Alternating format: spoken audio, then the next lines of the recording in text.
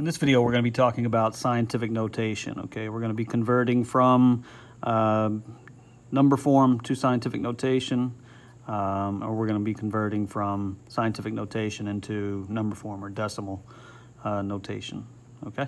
So scientific notation is a compact way of writing very large and very small numbers, okay? One example that you'll learn about in chemistry and physics is what's known as Avogadro's number, okay? And usually we're talking about atoms or molecules or electrons or something like that, but Avogadro's number is 6.02 times 10 to the 23rd power, okay? It's much easier to use scientific notation to represent Avogadro's number than to write out the entire number, okay? You know, because we're going to move this decimal 23 places when we multiply by a factor of 10 to the 23rd, okay? Think about if you multiply something by 10, you move the decimal place one time to the right.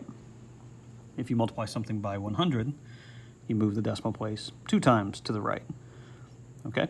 If you divide by 10, you move the decimal place one time to the left, and if you divide by 100, you move the decimal place two times to the left, okay? So you want to use that line of thinking when we're writing terms, or numbers, excuse me, in scientific notation, or when we're going from scientific notation to decimal notation, all right?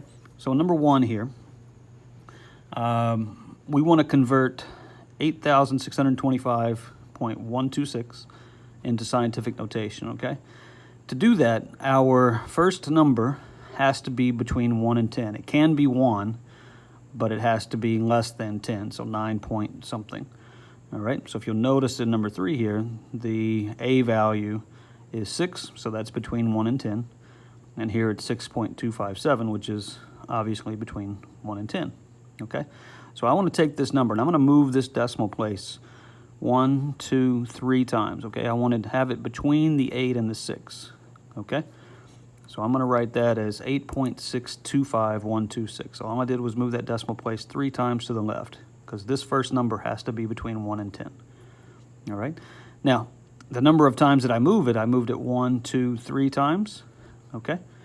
So if I were to multiply this by 1,000, then that would move the decimal place back to where we started. But 1,000, I need to write that as 10 to some power, okay? So that's going to be 10 to the third. Because I moved the decimal place 3 times to the left, my exponent here is going to be 3, okay? Which accounts for all the places that we've moved, okay? In number 2, we've got a very small number, okay? Decimal 0.000331, okay? So I'm going to move the decimal place this time 1, 2, 3, 4 times to the right, okay?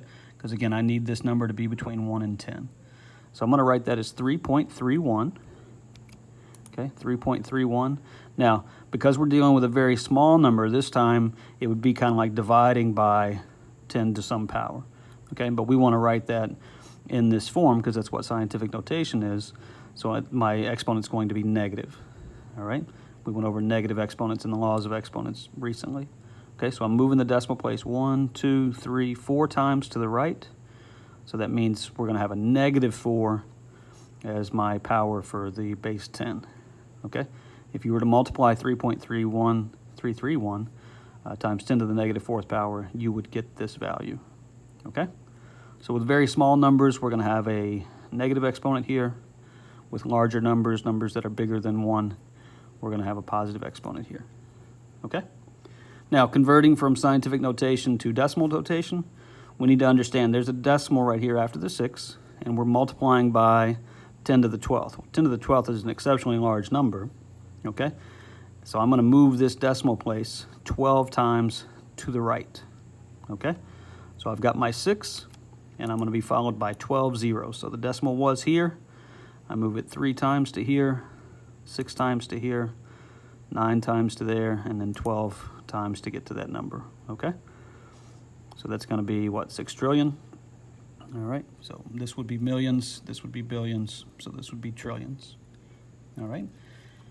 If we've got a negative power, again, remember we're dealing with exceptionally small numbers, so that means the decimal is going to be moving to the left, okay? So if I move it 1 time to the left, I get to the right or to the left of the 6 here, okay?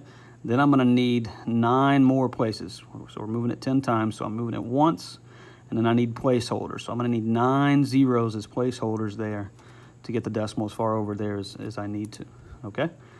So we've got 1, 2, 3, 4, 5, 6, 7, 8, 9 zeros preceding that 6, okay? And you can see that's an exceptionally small number, okay? So that's how we're gonna convert from scientific notation to decimal notation.